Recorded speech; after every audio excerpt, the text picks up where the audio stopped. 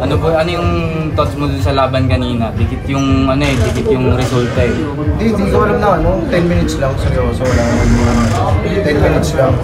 Bakit namin sila. Palag talaga yan. Tsaka hindi ako kasi nagugutom kasi ako kaya natalo kami. Ano ba? Anong masasabi mo na kadalasan kasi kalaban mo si Kian eh. Tapos ngayon nagkakampi mo siya eh. Kaso natalo kayo eh.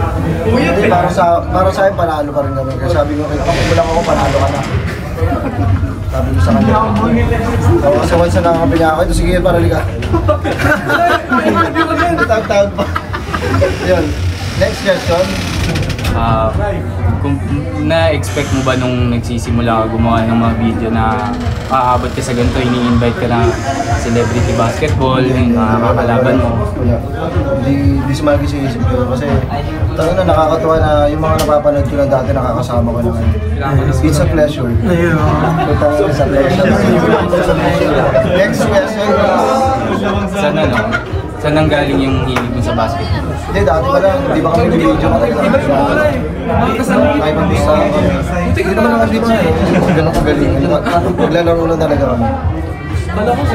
Malupiton, celebrity basketball player. Ano masasabi mo? Celebrity pa, parang si Lito Lapid ah. Hindi nakakatawa. Dahil nakasama dito. Nakasama pa ang bida. Nabulot pa. Next question. Ngayon, nakasama mo si Kian, nakasama mo si KQ.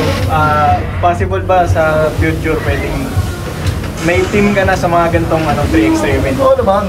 Kasi ayan, si KQ, bata ko yan. Magaling yung bata ko na yan.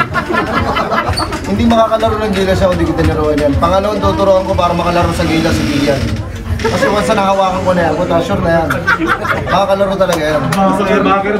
Oo, aking pinakabakar talaga.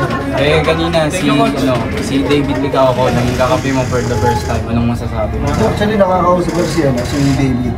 Ngayon ko lang siya na-meet talaga ng personal. Isa bonus pala siya.